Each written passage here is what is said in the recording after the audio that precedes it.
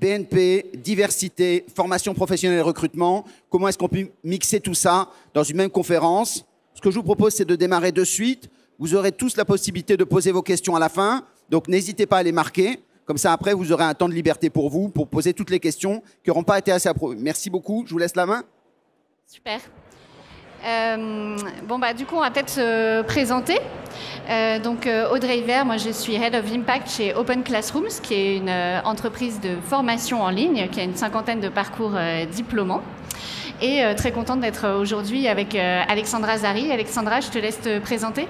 Oui, bonjour, Alexandra Zari, donc responsable de la Digital Data et Agile Academy au sein de la RH Group. Super. Donc on est là aujourd'hui avec Alexandra pour parler d'un sujet qui est quand même majeur dans la tech, c'est le manque de diversité et notamment le manque de femmes, qui est quelque chose qui est très présent dans l'univers de la tech française. Si on en croit 50 in Tech, il n'y aurait que 25% de femmes qui travaillent actuellement dans la tech et chose peut-être encore plus grave, une femme sur deux part avant 8 ans. Donc ça veut dire que même si les femmes rentrent dans la tech, elles finissent par partir, peut-être parce qu'elles ne sont pas dans un environnement suffisamment inclusif, peut-être parce qu'elles n'ont pas accès à des promotions, à des formations. Donc face à ce problème de diversité, la plupart des entreprises choisissent d'agir surtout sur le recrutement, ce qui est très important. Et d'ailleurs, je vous conseille d'aller regarder 50 in Tech si vous cherchez à recruter des femmes en ce moment dans la tech. Mais il y a aussi des entreprises qui ont une approche différente et c'est ce qui nous intéressait avec BNP Paribas, c'est de se dire qu'on peut utiliser aussi la formation en interne comme un vecteur qui va créer de la diversité. Du coup, voilà, c'est pour ça qu'on était intéressés de parler avec BNP pour montrer un exemple en fait réussi de formation qui entraîne, qui aide à créer plus de diversité dans la tech.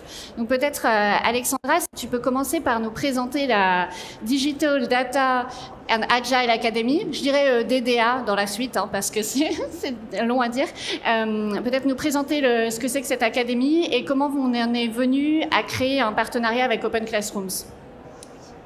Alors, la Digital Data Agile Academy a été lancée en 2018 donc, afin d'anticiper les compétences de demain sur les thématiques du digital, de la data et de l'agilité et de permettre ainsi la mise en place des nouveaux postes correspondants. Donc, le but de cette académie est d'accompagner les collaborateurs de tout le groupe BNP Paribas pour acquérir les différentes compétences et de donner des leviers aux managers et aux gestionnaires individuels pour accélérer la transformation du groupe sur ces thématiques d'avenir. Donc, du coup, on a travaillé avec les experts métiers de tout le groupe BNP Paribas et on a créé 30 rôles et à ce jour, on est à 33 rôles sur les thématiques du digital, data et de l'agilité. Donc, par exemple, Scrum Master, Product Owner, Data Analyst, Data Scientist, Digital Project Manager, Digital Marketing Officer, etc. Et pour chacun de ces rôles, on a identifié quels étaient les soft skills et les business skills. Puis, on a voulu créer les différents parcours de formation en correspondance de ces rôles. Et c'est là qu'on a mis en place notre partenariat avec Open Classroom afin de créer les différents parcours de formation donc en correspondance de ces rôles. Donc, ou bien on a déjà sélectionné les parcours qui existaient déjà chez Open Classroom, ou bien avec les cours qu'ils avaient sur leur plateforme, on a créé les différents parcours de formation. Ok, c'est très intéressant ce que tu dis sur le fait que vous avez regardé à la fois les soft skills et les hard skills, parce que c'est peut-être quelque chose qu'on oublie parfois dans la démarche de création de formation. Si moi je suis un collaborateur et que je veux avoir accès à une formation de la DDA, quels sont les critères en fait qui vous permettent de choisir qui peut faire ces formations ? Alors, pour chacun de ces rôles, on a créé 3 types d'offres.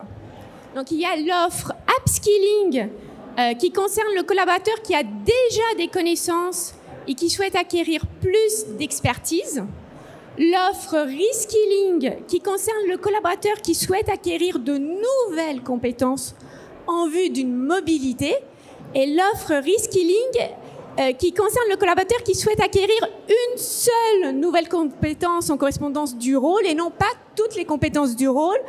Parce que, par exemple, il veut être en mobilité, il s'aperçoit qu'il lui manque qu'une seule compétence. ou bien il est déjà en poste et il s'aperçoit que pour une compétence donnée, il a très peu de connaissances et donc du coup, ça va être très ciblé dans la compétence en question. Et pour chacun de ces parcours, pour pouvoir suivre ces parcours de formation, il faut avoir la validation du manager, puis du responsable de formation. Et d'ailleurs, pour les parcours Reskilling et Reskilling Boost, il y a aussi des prérequis qui sont décrits, voilà, pour pouvoir suivre ces parcours de formation. D'ailleurs, il y a une chose aussi à noter, que c'est pour ces parcours de formation, en fait, il y a des projets à réaliser, contrairement au parcours upskilling. Parcours upskilling, ce sont des cours et des vidéos, et à la fin de chaque cours, il y a des tests en ligne. Le parcours Reskilling Boost et Reskilling, il y a des projets à réaliser, c'est très important. Et il y a un mentor d'Open Classroom qui prend contact avec le collaborateur toutes les semaines pour lui apporter toute l'aide nécessaire. Donc c'est comme avoir des cours particuliers. À la fin de chaque projet, il y a une soutenance allégée. Et si c'est bon, il peut passer au projet suivant. Et pour tous ces parcours, si les tests sont concluants, le collaborateur obtient une certification de BNP Paribas, qui est reconnue dans tout le groupe BNP Paribas, qui est d'ailleurs entre autres signé par la DRH du groupe BNP Paribas. Et en plus, pour les parcours Reskilling, il obtient aussi le diplôme d'Open Classroom, qui pour un grand nombre de parcours est aussi reconnu par l'État français.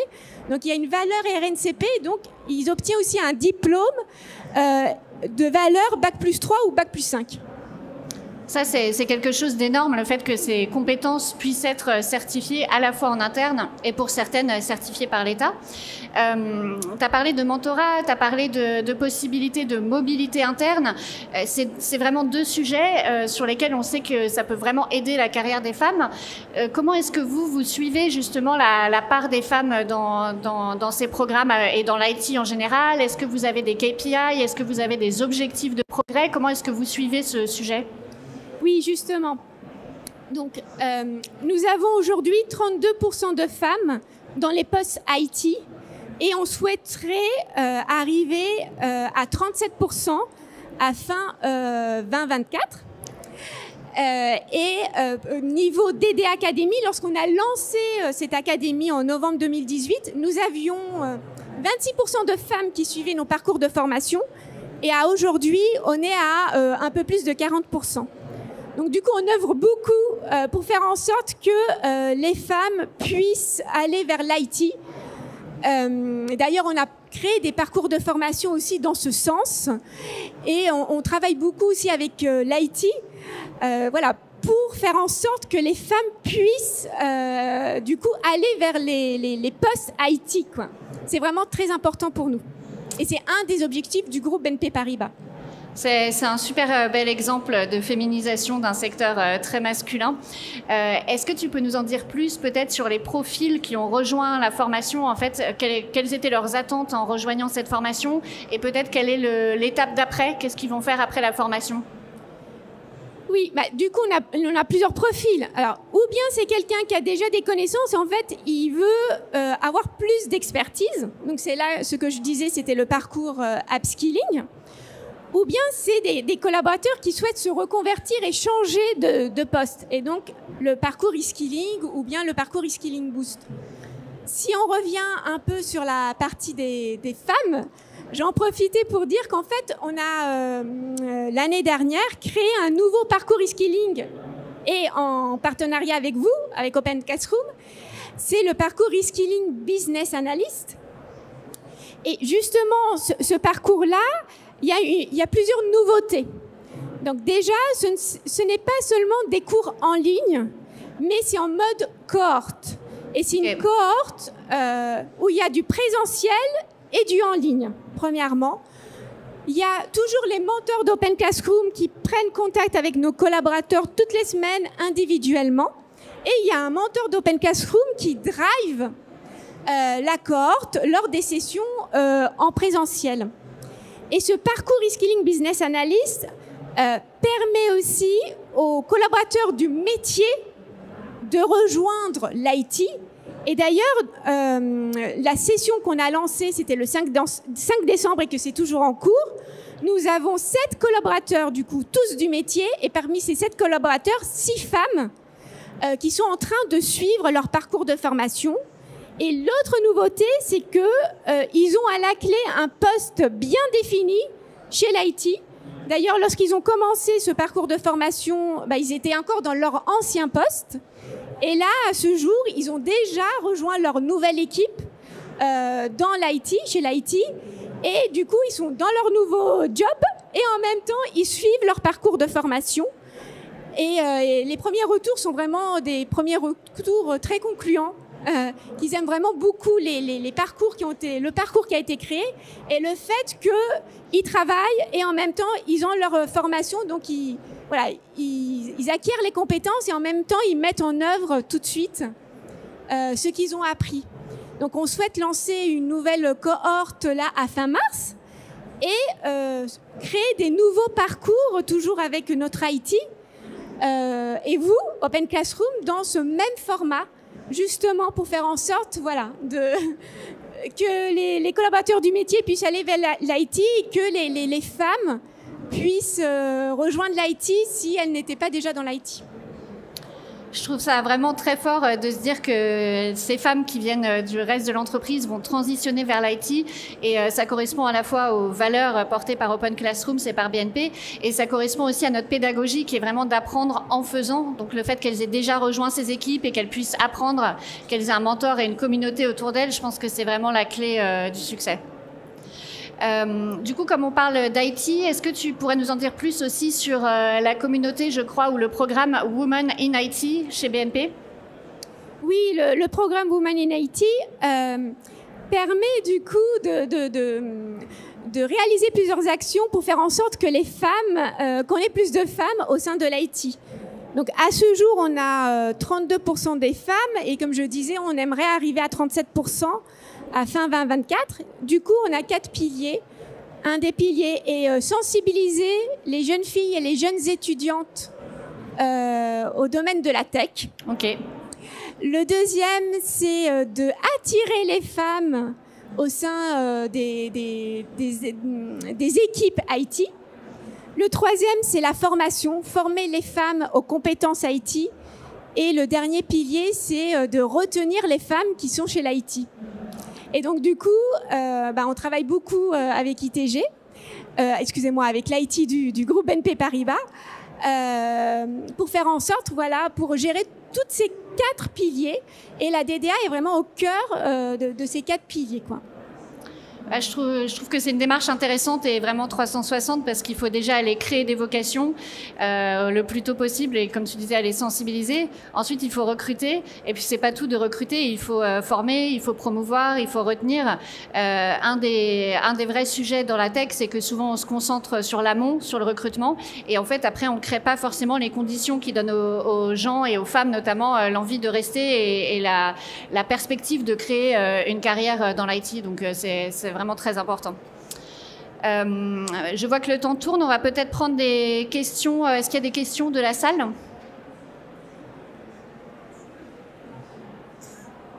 Il y a une question là. Absolument. Voilà, très bien. Le micro marche. Il faut que toute la technologie soit... Oui, ça marche bien. Exactement. C'était la dame. Hein. Les femmes d'abord quand même. Oui, j'avais une question pour vous. Je voulais connaître la durée des programmes de formation que vous avez conçus via Open Classroom et les métiers de l'IT vers lesquels les femmes qui ont été formées se sont dirigées. Oui. Alors, les parcours de formation, donc, pour le parcours upskilling, donc acquérir plus d'expertise, en fait, une fois que le collaborateur accède à son parcours, il n'est pas obligé de suivre tous les cours parce que justement, il va choisir avec l'aide de son manager quels sont les cours qui lui sont nécessaires pour acquérir plus d'expertise. Et on considère que pour lui donner le diplôme de la DDA, il faut qu'il ait suivi au moins 2 cours. Alors, à ces jours, on est équivalent à 70 heures, mais on est en train de revoir un peu ce KPI, parce que niveau formation, on a plus des KPI de 35 heures. Donc, on va revoir ce KPI, et voilà, ce sera 35 heures pour avoir le diplôme de la DDA Academy. En ce qui concerne les parcours de reskilling, donc de reconversion, où là, il faut acquérir toutes les compétences, du coup, des nouvelles compétences pour aller vers le nouveau poste. Donc, il faut que le collaborateur il puisse y dédier au moins un jour par semaine. C'est 20% de son temps. Donc, un jour par semaine ou de demi-journée ou 1h30 à 2 heures tous les jours. Donc, son manager doit lui laisser ce temps. Et en considérant ce minimum de temps, selon les parcours, ça peut être un parcours de 6 mois ou d'un an, ou les plus longs, c'est 2 ans.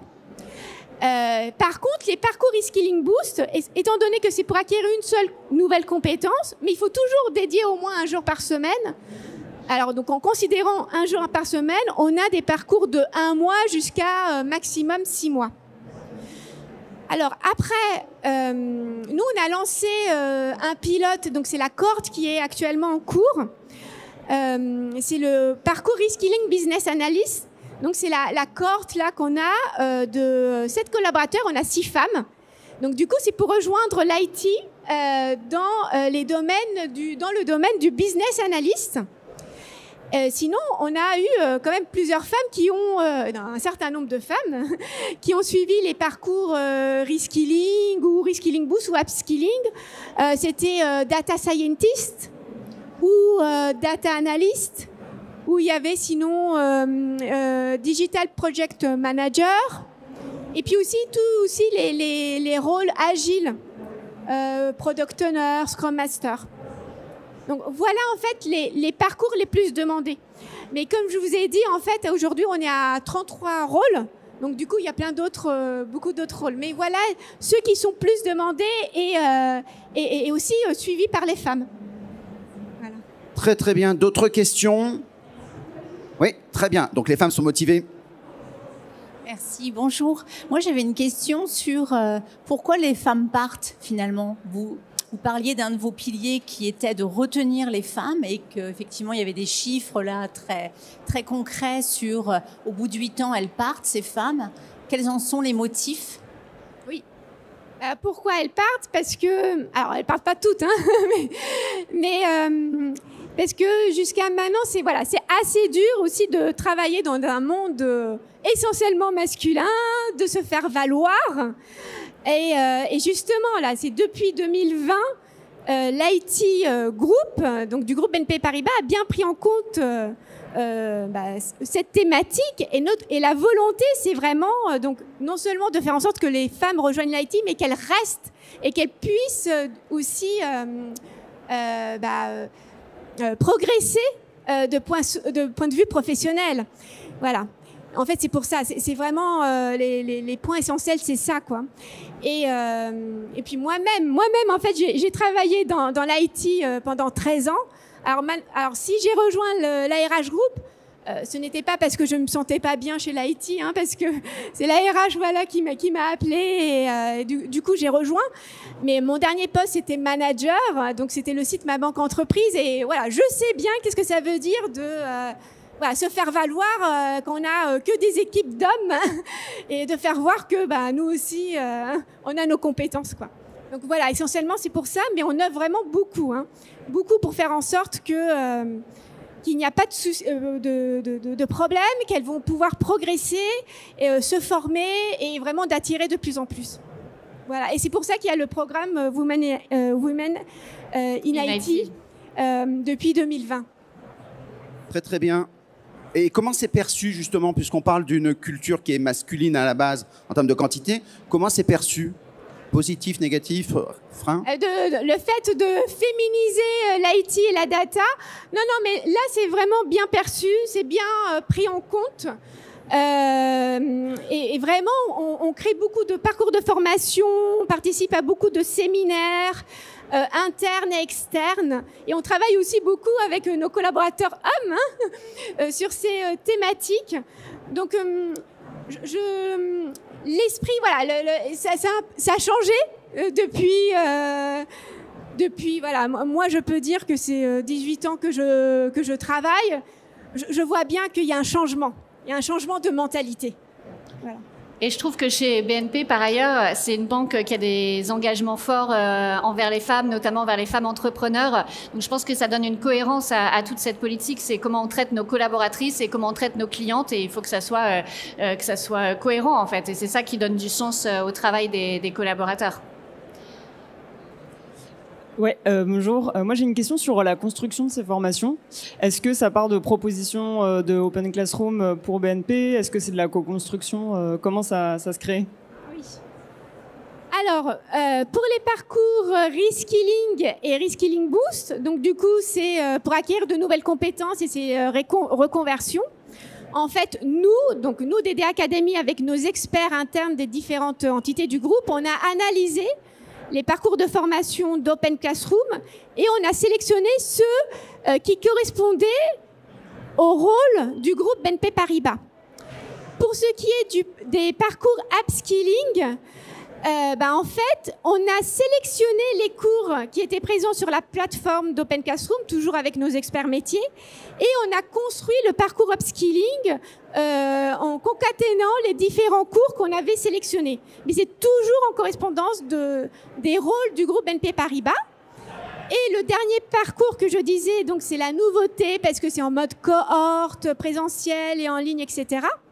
Donc toujours avec nos experts métiers, donc avec l'IT Group, on a travaillé avec Open Classroom pour créer ce parcours de formation avec les cours qu'ils avaient et voir comment il fallait modifier le tout et créer les parcours et créer ce parcours de formation.